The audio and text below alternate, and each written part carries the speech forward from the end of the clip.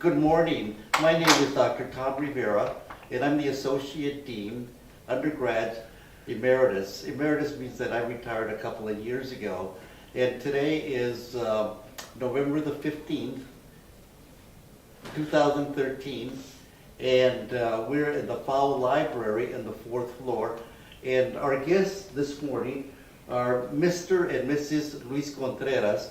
I want to start off with Luis. And Luis, welcome to Cal State San Bernardino. Thank you. And your wife's name is? Lucy. Lucy. Welcome to Bernal. It was Bernal. Lucy Bernal. Welcome to Cal State San Bernardino. And we're happy to have you here this morning. Well, thank you. And thank you very much for being very understanding and sympathetic with me because you know, I was an hour late to pick you up, so I'm sorry about No problem. that. I'm sorry. Luis, you were born in 1923, Yes, so you're 90 years old. right now. You're Yes. 90 years old, Mhm. and you were born in Colton.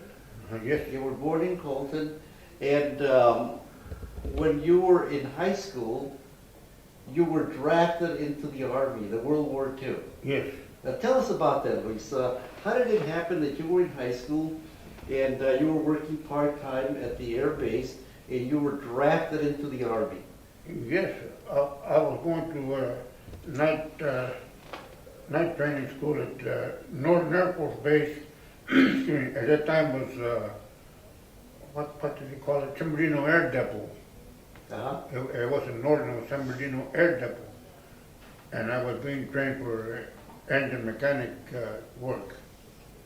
And then when it came to get drafted, I was asked to resign, pick school, or because I wanted to 8 hours of training, which I got.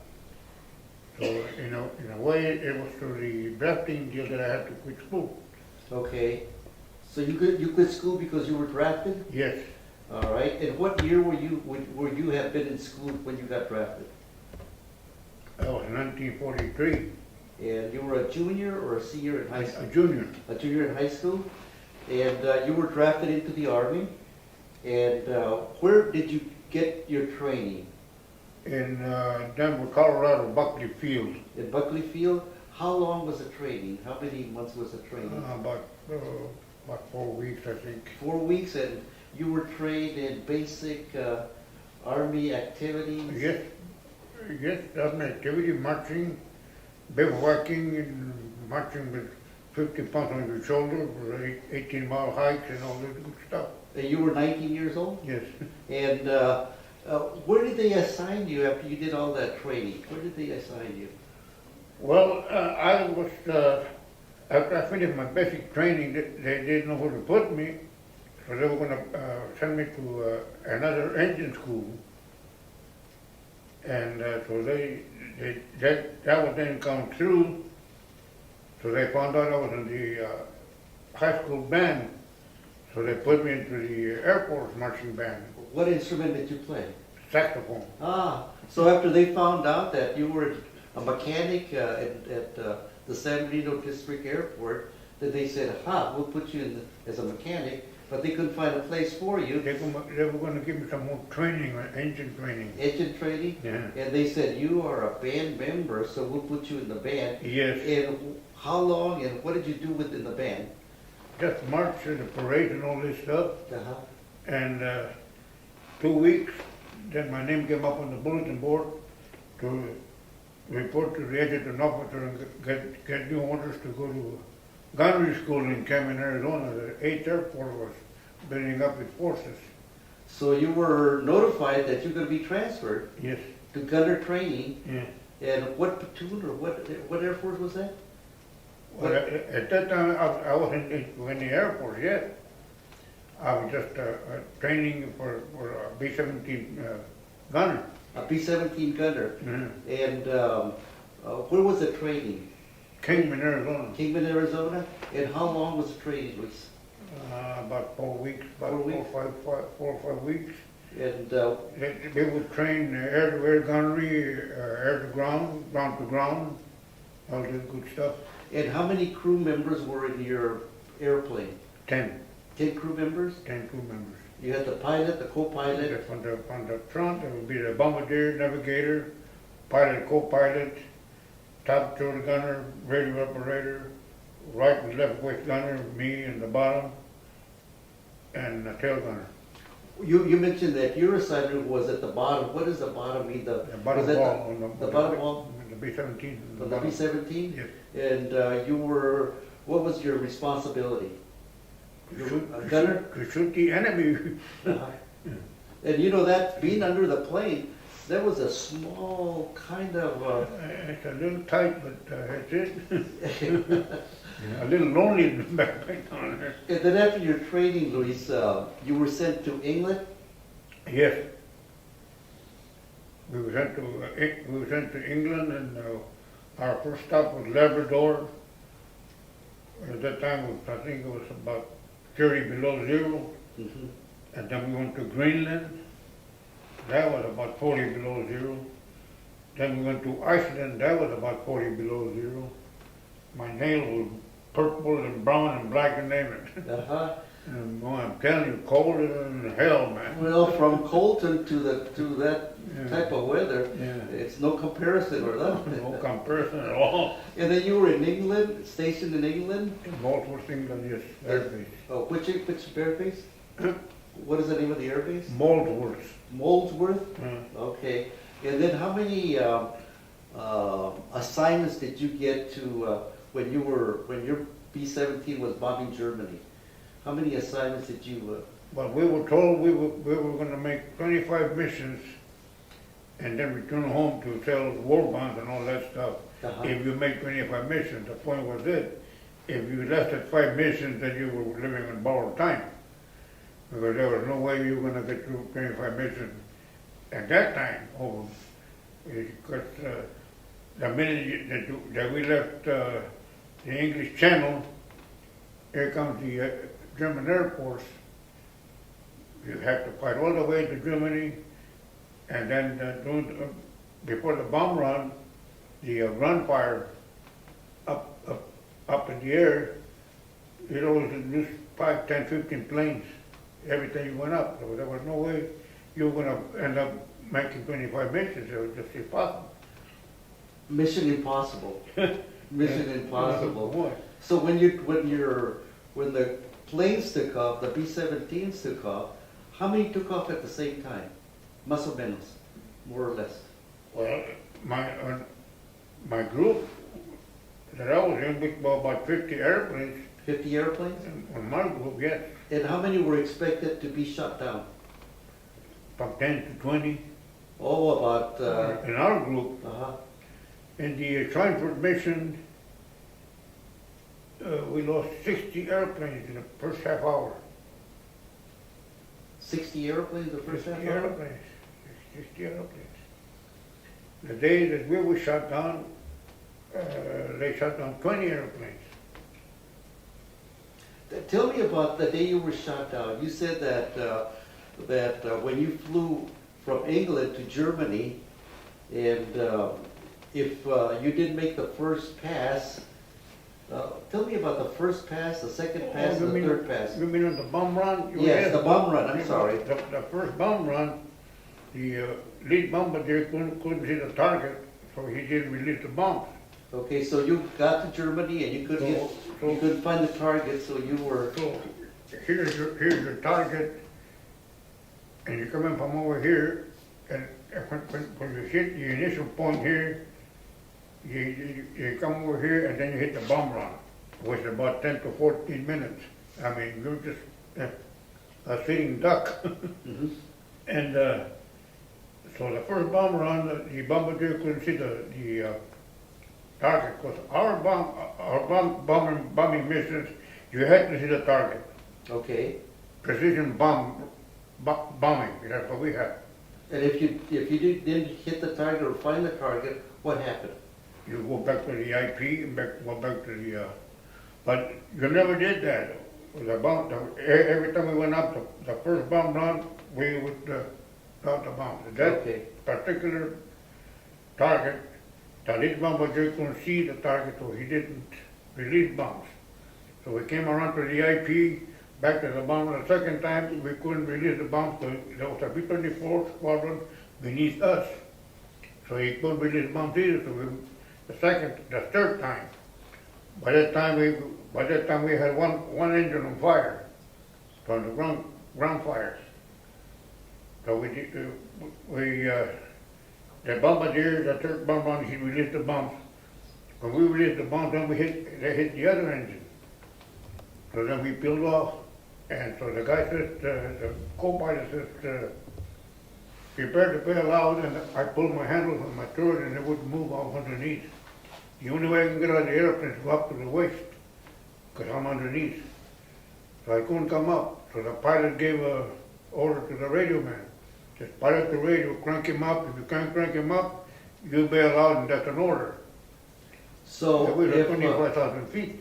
at 25,000 feet, And they it said, is 40 below zero up there. and 40 below zero, and they said if you cannot crank Crank me up. Luis up, leave him there, and you parachute. There's no way I could have gotten out. But Smitty, the radio man, he cranked me up. And I was ready to pass out. My oxygen was all shut up. Uh-huh. So he connected me to an oxygen bottle and pulled me out. Mm-hmm.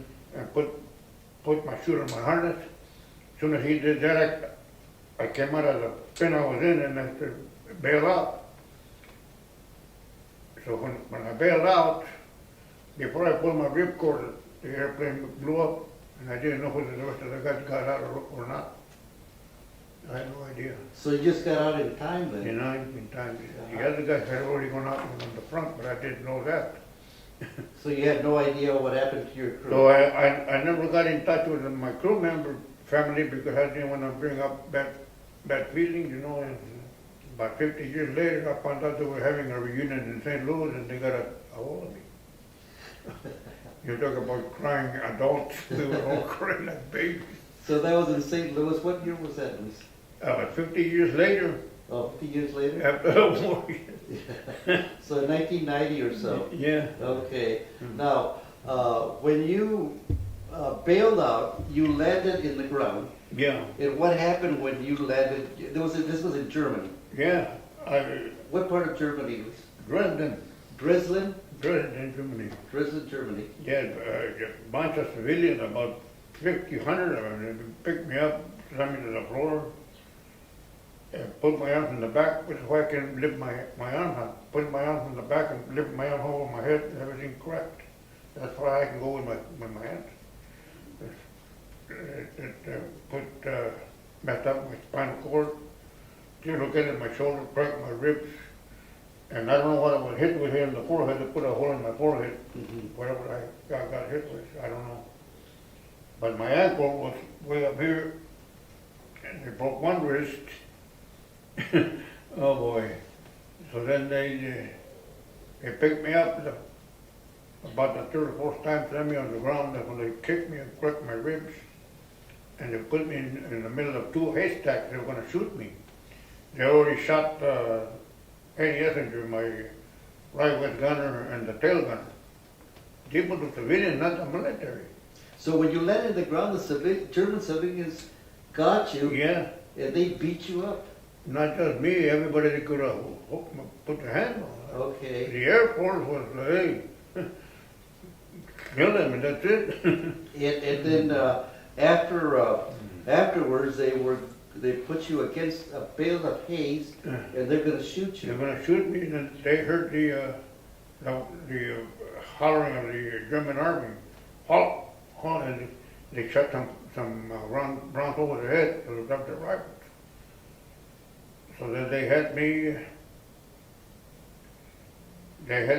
walking all that day till about midnight, and I started staggering, and the guy said, if you fall, you will be shot, he says. And here, my ankle was black and blue up here, and every time I put my weight on that ankle, and I was favoring my left foot.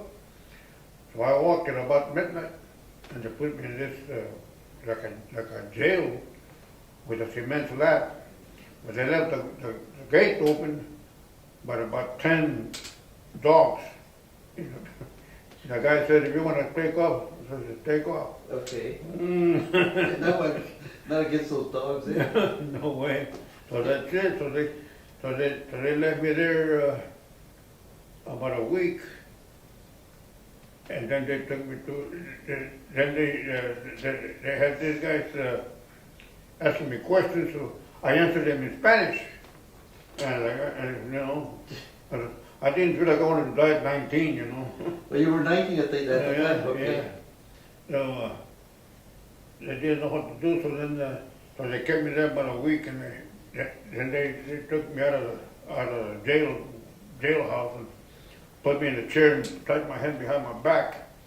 Here comes this big Gestapo guy,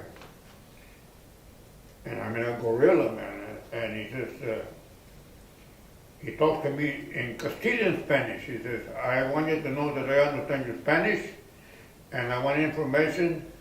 And so I told him, I don't know, I don't have any information, which I didn't. I didn't have any information to give him anyway. So that's when he hit me here and he opened me up here and went back to the wall.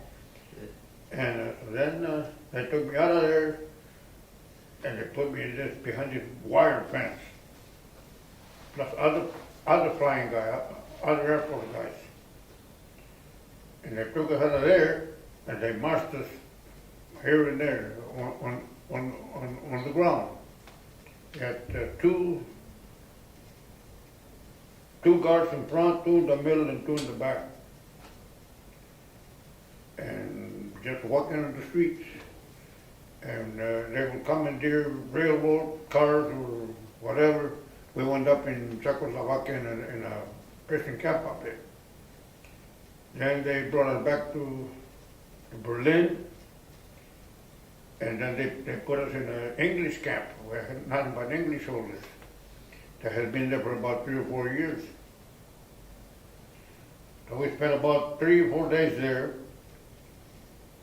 And then, so the guys had already picked up the German lingo, and they told us, says, tomorrow morning they're going to get you guys and march you out of here. And there's a little forest about 2 miles from here. And when you get to the little forest, they're going to shoot you. Okay, 9 of us, 9 Air Force guys.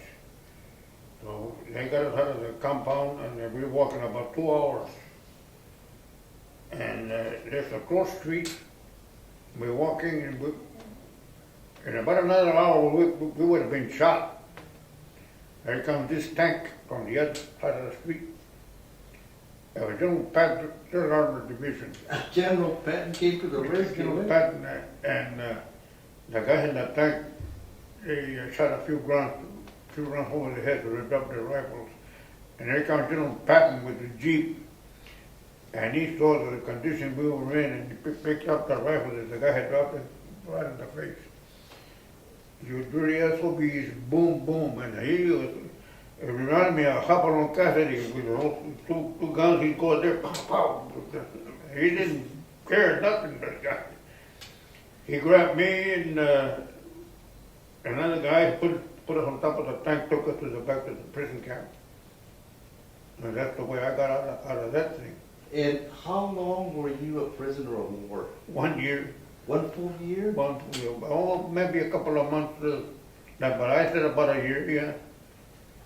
And you went through all that suffering then for over a year? Yeah. Uh-huh. Yeah. And after you were rescued by General Patton, what happened next? Were you taken to the hospital and taken care of, or? Oh yeah, General Patton come in there at 247 and took us to the Camp Lucky Strike Field Hospital in France. So that's when they found out that I was allergic to penicillin because I still had this wound real bad, and so they put a neck brace, back brace, and a brace on my right ankle. I was there for about 8 months. So then he shipped me back home. And you came back home, do you remember when you came back home? What month was that? Oh God, what was it when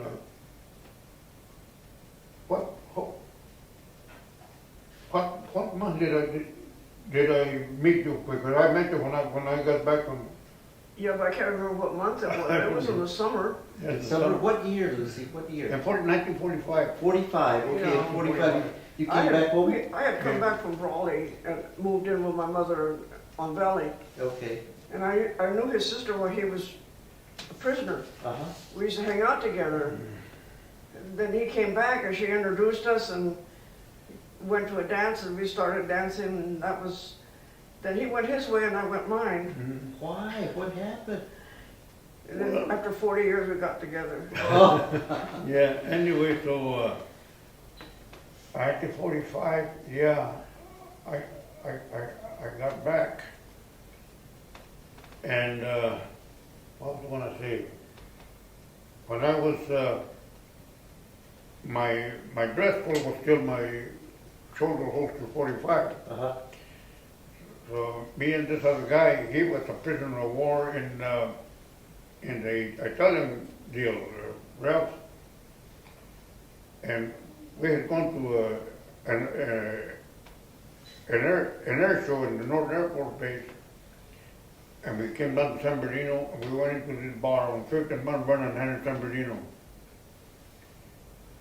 So we went into this place and sat down and the owner of the cocktail bar says, you have to leave and give this place to my friends.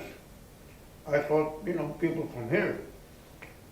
So we got up and we were walking towards the bar, and his friends were German soldiers in the German uniform eating and drinking on the street. And I lost it. I pulled up my 45 for the day, and we had him on 5th and Mount Vernon. We were going to burn him. was that the cocky cactus? Yeah, but it wasn't the cocky cactus. At that time, it was something else. Okay, And because they had to rebuild it because the EMPs broke it all and took the guy into jail. We were going to shoot him too. well, tell me, Lisa, I'm confused, you went to a bar on 5th and Mount Vernon in Yes. San Bernardino. Yes, And they asked you to leave because they had some friends that were coming to yeah. the establishment. And tell me, And then when you saw who the friends were, yeah, you got a little hot under the we collar lost it. I lost all whatever. because they were German Yes, and you were gonna get even. that's it. You were gonna get even. So the Mary Sarger had a pizza place across the street, and we had him against this big tree, Ralph and I. So the civilian police came over, but they couldn't touch us because we were military. So then they brought in the MPs from Northern Air Force Base, from March Okay. Air Force Base. And our captain that was in charge of us in the boat, he was there. And he was also, he had been a prisoner for 2 years. And he saw the German, and he almost burned him. And so he said, get these out of here, get brought to Camp Ono. They even had dances. The women would go to dance with them. Well, again, I'm confused. Now, what's Camp Uno? Camp Ono was a Camp Ono here in Victorville. Uh-huh. And they had the German prisoners of war there. Oh, they had German prisoners. Yeah, and here. they had them on the streets. They would bust them by truck, whatever, drinking beer on the sidewalks and boom, with their uniforms on. So Captain Owl said, if you get these men out of here, there's going to be more POWs coming in this town. You're going to have a bloodbath. So the German prisoners were given free run, carte blanche, Yes. to come to the San Bernardino and do what they wanted to do. Yes, And they would have dances with our females going to their dances. That's And right. then when you came back home and you saw them, then you got hot under the collar. Oh, I lost my brains. What else could I do? So what happened after that, Luis? Did they take the Germans back or did they? Yeah, they took them back and that was it. That was it. So then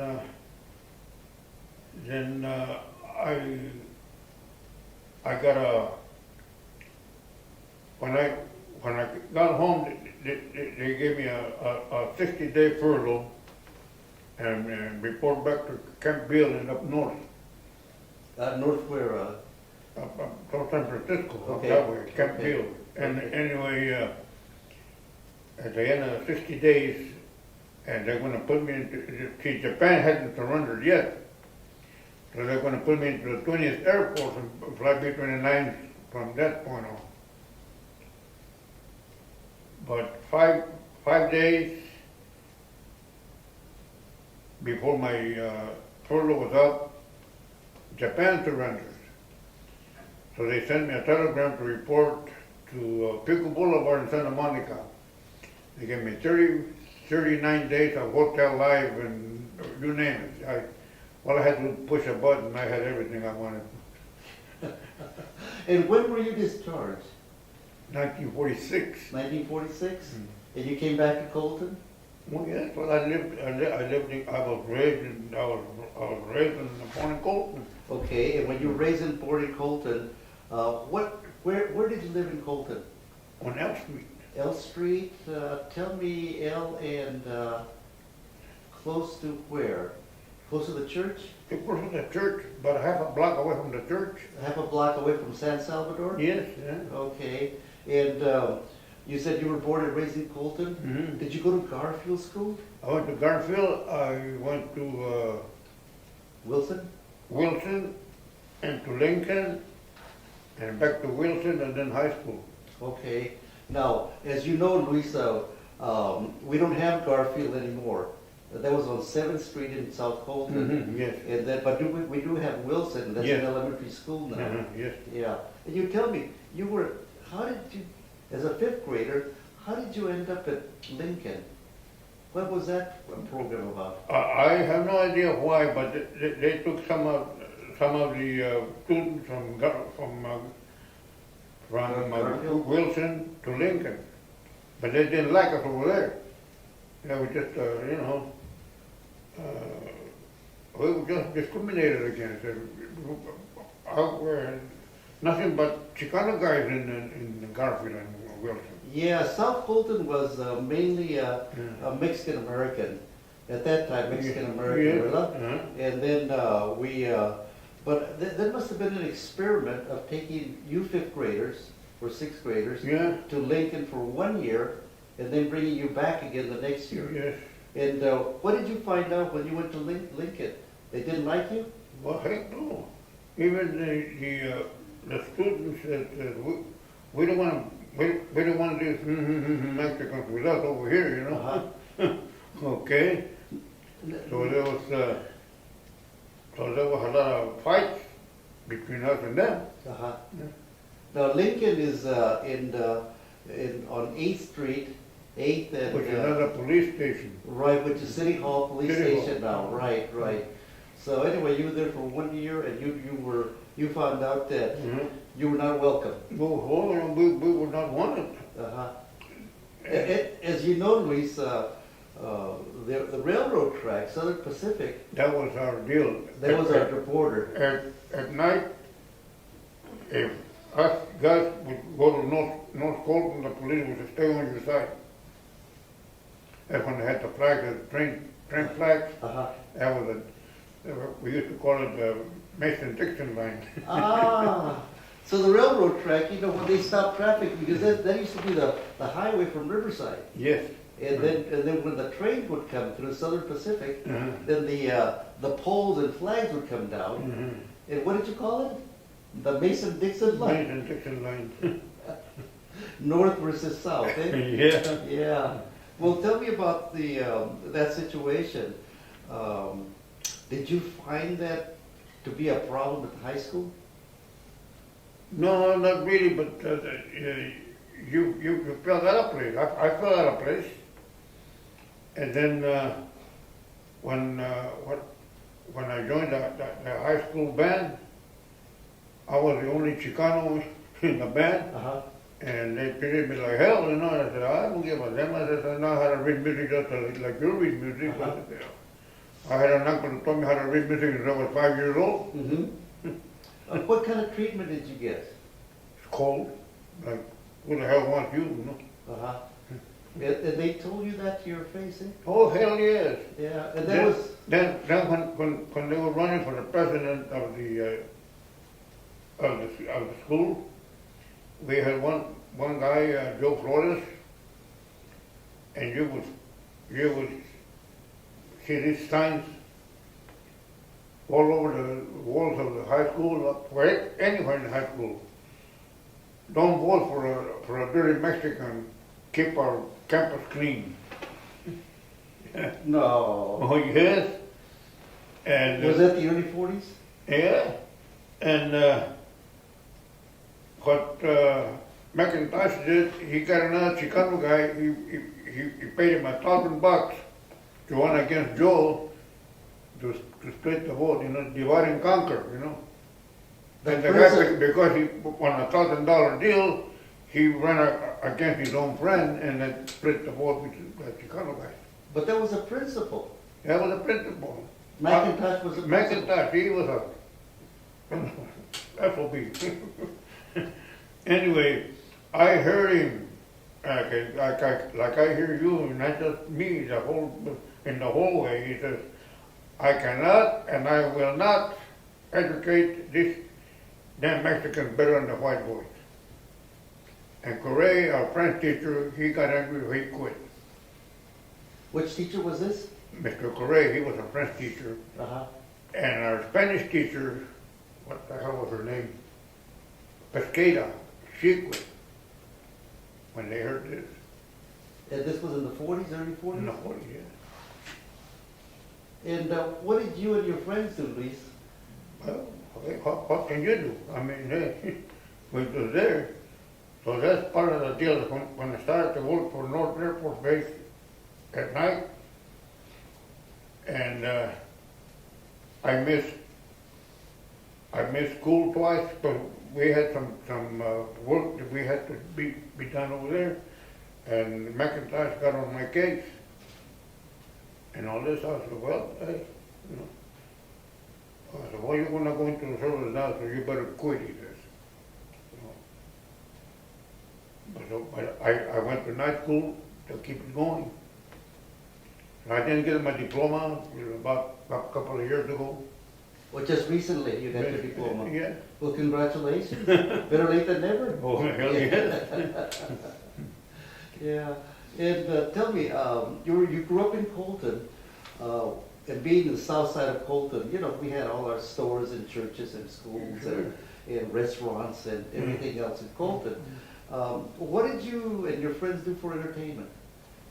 We had our own clubs in South Colton, the Sombrero Club, and all that stuff. We'd go, and then we had our own bars in South Colton, Uh-huh. our own dances, Yeah. and that's it. What about the guys? Did you have any pals that you, maybe 3 or 4 guys that you always hung around with? Oh yeah, Do you remember their names? oh yeah.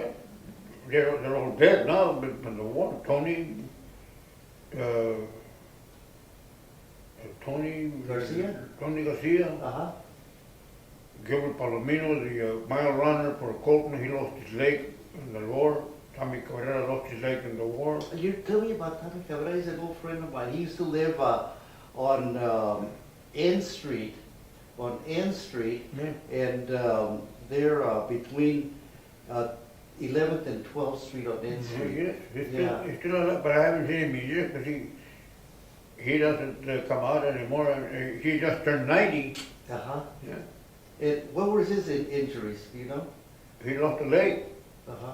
and so did Gilbert Palomino. He was a mile runner for Colton High. He lost Was he pretty good? Well, nobody has ever gotten the high school competition to this day in the whole United States, the time that he ran the mile run. And who was that, Tony Palomino? Gilbert Palomino. Gilbert Palomino. And Tommy Cabrera. Who else was your friend? All of them were my buddies. Pero ¿cómo se llamaban? Soco Rosales. Soco was also your buddy? We started school together. Soco Rosales, he's a real close friend of his. Really? Yeah. he Because they knew him in school. They knew each other in school. what grade level? Since elementary? We started kindergarten together. Sal Ayala, Soco Rosales, Bob Rosales, Curini, Hernandez, Big Lou Sanchez, Tony Garcia, you name it. And so we were all buddies, you know, and that was it. But Tommy Cabrera lost his leg. They put him on these gliders, him and Gilbert Palomino. And Gilbert Palomino ran the mile run in high school. And 6 months ago, it came out in the quote news. Nobody has broken that record in high school competition. I'm not talking about college. High school competition, mile run. Nobody has beaten his record yet. Well, Socorro's mom and dad were my grandfather's neighbors on O Street. Oh, yeah. On O Street. Yeah. Yeah. And Rumba was my father. Rumba. Yes, he's my father. Oh, God, man. That guy was across the street from us. He used to be the foreman for my uncle, Waldo Aristo. Yes, Gordo. Yeah. He's a cousin. Uh-huh. See, Waldo Aristo's wife, how can I put this, was half German and half Chicano because her father was Matt Rapp. Yes. Yes. Remember Matt Rapp? Yeah. Okay. Well, they're related to me through that because Waldo and my dad were half brothers. But he was a Castillo Yes. and my dad was a Contreras. Uh-huh. So Lisa had a Mexican mama and a German dad, Matt Rapp. Uh-huh. And I could listen to that man for years and years, man. He was a wonderful man. Uh-huh. Yeah. Well, he had a son, and they had kids. Henry Rapp. Yeah. Henry Rapp. Remember Henry Well, Rapp? sure, I remember Henry Rapp. Henry Rapp, Lucille, Catita, and all those guys. Yes. Yeah, Yes. sure. Yes. Oh, yeah. What a small world. Yeah. Yeah.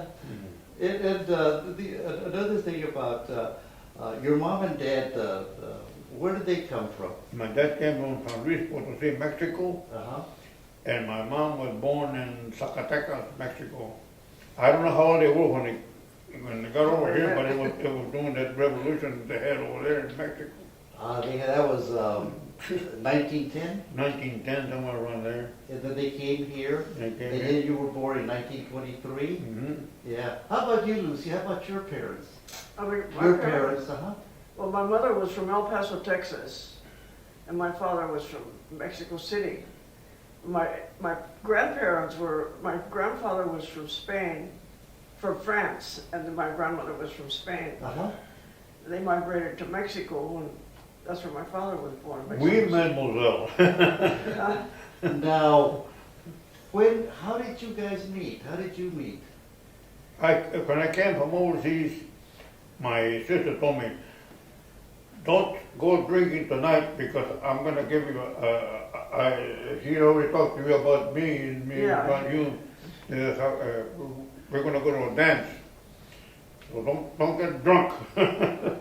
Okay. So that's the way I met her through my sister. Oh. Well, his sister and I were hanging out together Uh-huh. when he was a prisoner, but we didn't know where he was. Okay. And then Yeah, you're right. we worked at the same company, What company was that, Lucy? What company? What company? Arrowhead Pie Factory. Okay. And she was in the section where they made sandwiches, pre-sandwiches for workers. Uh-huh.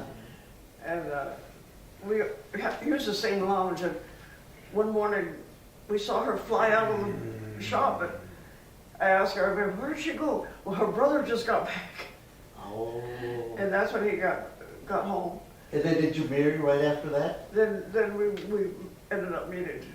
You met, but did you get married? Not to her, no. No, he got married, and I got She married. married somebody else, so did I. Uh-huh. And then, Why? well, the love bug. Anyway, so Well, he I was a very living in drinker at Stockton. the time, and I was living in Stockton at that time. And then my wife passed away over there, so my daughter was over there visiting me. And they lived in Ontario, so I came back to bring my daughter back to Ontario. I went into her 40 years later. 40 years later. So we've been together now 25 years. Congratulations. After all these, after 40 years. We lived in Somebody Bronx ought for to give me 11 another years. medal. And then my dad passed away, and my mother remarried, and she came back to Colton. Okay, So I stayed with my sister-in-law for a while, but then she didn't want I was only 16, and she was worried about my working at night and all this, so she said, you better go back to your mom, she said, because I'm afraid something happened to you, I feel bad. I went back, came back to Colton. That's when I met his sister and started meeting people around here I hadn't known before. uh-huh. And then you were apart for 40 years, and then you finally got together after 40 years. You were a widow Yeah, with one I daughter, lost my husband. daughters. two I was daughters, married 39 years. to and you my- lost your husband. Yeah. And how many children did you have? I had two. I have one left. My son passed away, but I had a boy and a girl and a boy. Yeah. So you got married after 40 years, and you have 4 children. We Yeah. have 4 children. But now we have 3. Our son passed away. Okay, and what about Yeah, grandchildren? my son was very proud of him. Oh, he should. Everybody Oh, he should was- be. And I understand that you You were. know, Louis went through a lot, and I said, yes, and don't you mess it up. Because my son was an alcoholic. He died from cirrhosis of the liver. But he was. His hero was Luis. Oh, he His got hero along was real Luis. good. Yeah, and I understand that you were the marshal of the Veterans Parade in Colton on Sunday a couple of days ago. Monday, yeah. Monday, yes, yes. You were the Grand Marshal. Yeah. Well, congratulations. My first husband was an Air Force man, too. He was in the Jolly Rogers in the Pacific. Uh-huh. Well, he was in Europe. My husband was over in the Pacific. Okay. And what was the name of your ship? Shoo Baby. Shushu Baby was the name of your aircraft. Actually, I brought my book, all the 8th Air Force guys over there. I forgot that. I still got that book. I'm on page 51. Oh, good. Now, how many grandkids do you have? I have, let's see, grandkids. I have Elsie, Georgie, Lupillo, Trina, Tina. Tina, Jojo, and Mike. I got 6 Six grandchildren. grandkids. Great, you have. And I got 9 great grandkids and 3 great grandkids. Wow, you have a large family. Do they all live in Colton? No, they live in Riverside. Okay. Yeah, Come in- all of come in them Ontario. Riverside. Uh-huh, uh-huh. A lot of them lived in Ontario for a while, but they moved to Riverside. Yeah. And after you came back from your service leave, where did you work? When I came back from the service, I worked for North Aircraft, and then they moved, and then I worked for Lockheed Aircraft In Ontario? in Ontario, Uh-huh. and then my back hit me real bad, and then that's it. Nobody wanted any part of me. His back messed him up for a lot of good Yeah. jobs, and he would have had a good retirement. but Okay, he no couldn't. way. So that's it. Back was too bad. So at an early age, they put me in Medi-Cal. Oh boy. So that's the way I went with that stuff. Oh, so you were retired early then on disability? Oh, yeah, On disability. They put me in, they sent me out to pasture a young life. Well, but you were badly injured. Mhm. They really messed him up good. Uh-huh. And the point is this, all the help that I got at the field hospital, part of the hospital got burned. There's not even a record of me ever being in the field hospital. On top of that, eh? On top of that, Boy, you are a lucky guy, huh? They had a hard time connecting his injuries to the service. so they finally found one piece of information. So they connected my injuries to the service in 202, but they haven't connected it from 1945 to 202. Uh-huh. But they have you 100% disability on the Air Force now. Now, Lisa, getting back from the service and getting back with your friends, was there a change of attitude about, you know, because you left at 19 years old, Mm, you left Colton, mm. and you left a community that was separated from the other community, and you know, never the two shall meet. Mm. There were two what do you call it? Two towns, one in the Yes, north end and uh-huh. one in the south end, and our south end town was self-contained. Mm. So when you came back, was there a change of attitude that Oh, that you came back and you paid your dues and you were when I came back, everything had changed because we were more together. So everything was okay, you know, all right like that. Because I remember when I was a young kid, we'd go to the theater, and they had these two ushers, us Mexican kids to one side and white people to the other side. If you wanted to use the bathroom, you had to get a stamp, go out and go outside and go to the other bathrooms. was this at the New Colton or the Hub Theater? Now, New Colton ain't even part of the hub thing. After the war, everything changed. Ah, okay. Everything changed. Uh-huh. And when you went prior to going to the war, how old were you when you went to the theater and experienced the separation? How old were you? Do you think you were? The separation from what? That you sat on one side and the other folks sat on the other side. I was in the well, it was still in 1940, up to 1941 before the war. Uh-huh, uh-huh. Up to that point. After when the war started, then everything changed. Hmm. Everything changed. Yeah. And the change, the theater, it came up, what else, Luis? Could we move freely to North Colton and go back and forth? No, yes. Now you go to the parks and whatever, everybody's together, Uh-huh. which is a good feeling, you know. Uh-huh. Because, hey, you know what, you know. So, but there's always some people that are still, you know, Yeah. but not as bad. Yeah. Everybody's human. Yeah. I said to one guy, I says, what the hell do you think you are? I said, we're here in the same world, you're breathing the same air I'm breathing, what the hell? Uh-huh. So there was definitely a change of attitude. Oh, there. yes, Okay. definitely, oh, yes. Okay. Now, did you take advantage of your GI benefits, Oh, yes. like schooling or buying a house? Or, Right now, I'm buying this house now since they connected, they gave me a deal to buy my home, a 30-year deal. under the GI bill? Yeah, right Oh, now. Very good. Very good. Excellent. Excellent. When Japan surrendered, I had Eddie Delgadillo was visiting me at my home with my folks. We were listening to Bing Crosby sing, and they interrupted the program. And he said, we just had the great news, Japan surrenders, he says. So me and this guy, we went to the church, we run the church bells. Oh, okay. And then I had everybody and the brother coming out of the moon and congratulating me and all that stuff. Oh, wow, man, that was it. And then I got this telegram to report to Pico, Santa Monica, Pico something, Pico Boulevard. Uh-huh.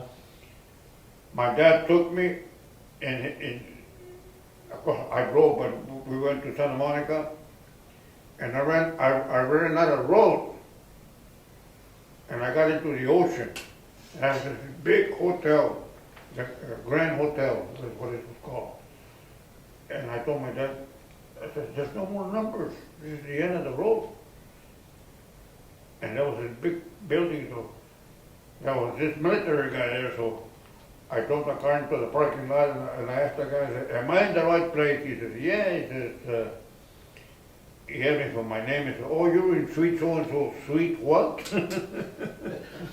And, oh man, and they had all these night dances, whatever, for about over 30 days. After all this time, then they said, okay, now you're going back to the Air Force. They took me to March Air Force Base to Dusty Acres.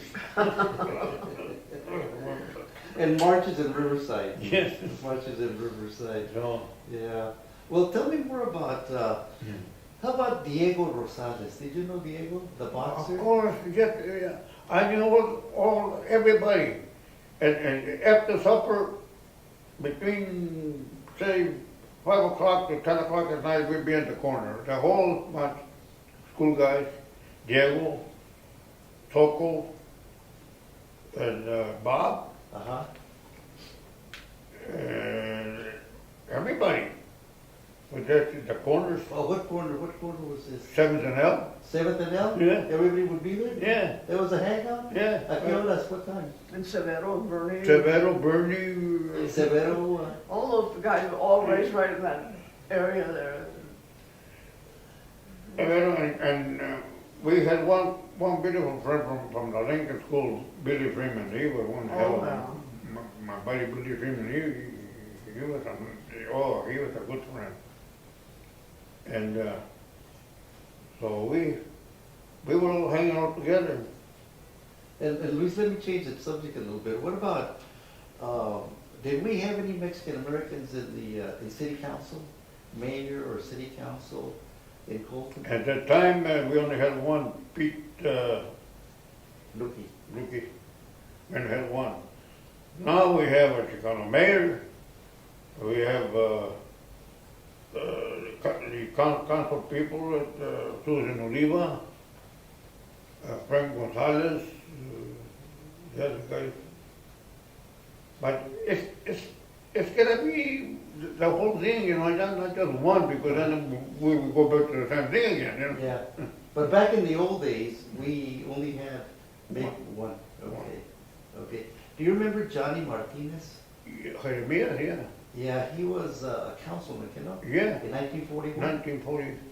Jeremias, he was a boxer. Jeremias. Yeah, Johnny Martinez. Yes. Is that Jeremias? Yeah. Is boxing his son? Jeremias was he was a good boxer. He was a famous boxer. Uh-huh. We call him Jeremias. Yes. Johnny Martinez. Yes, Yeah. yes. So he did a lot for the Chicano movement. Uh-huh. Him and Pete Rookie, our part of town was nothing but dirt and rocks, you know. Dirt roads, right. Yeah. So then they started to get the neighborhood together, Uh-huh. which they did. Uh-huh. Okay. So everything changed because I tell you, when you were in war and you know that you probably got the right as anybody else's. That's it. Uh-huh. Uh-huh. Like they always said that there's no atheists in the foxholes. There's no what?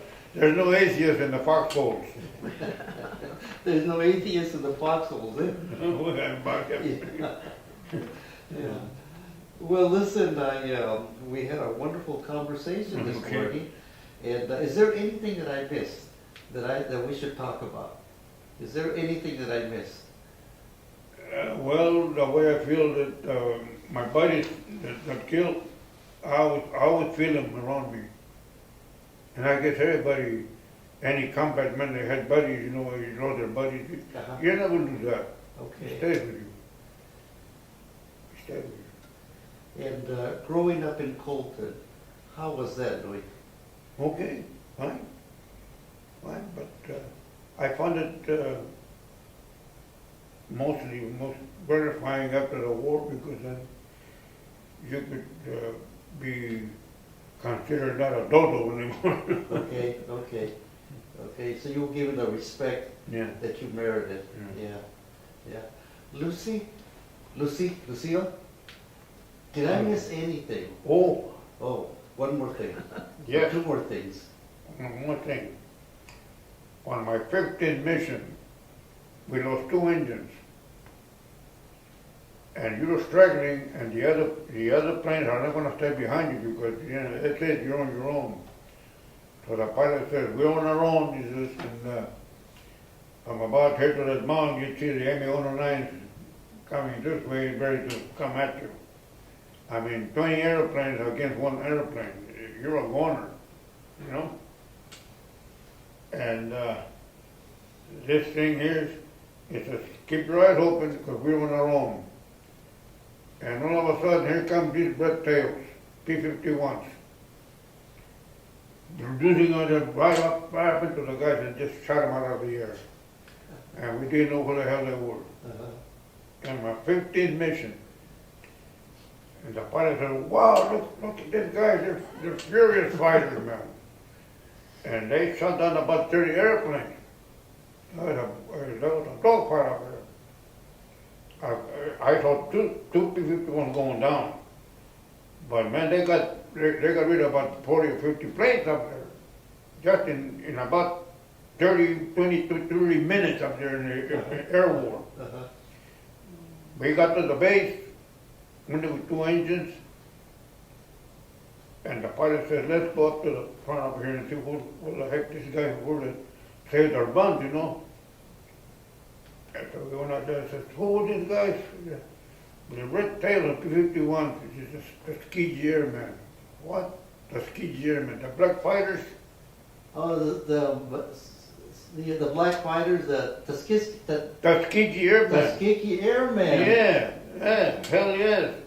Those guys were better than the white guys up there. I mean, they were furious fighters, man. And they said their bunches. There was about 3 of us, 3 airplanes. And all of us were out there. The guy said, who the hell were these guys? It's the Tuskegee Airmen. Tuskegee Airmen that saved your plane. Saved their deal, man. And so Blaine said, the pilot said, how can we take these men's hands, you know? And up there, it said, there's no who's who, and you just one. And that's it. And I got the remember when I met the Tuskegee Airmen, when Joe Baca had the... Oh, yeah, he had a... He had a Tuskegee Airmen out there, said, where is he? And he was...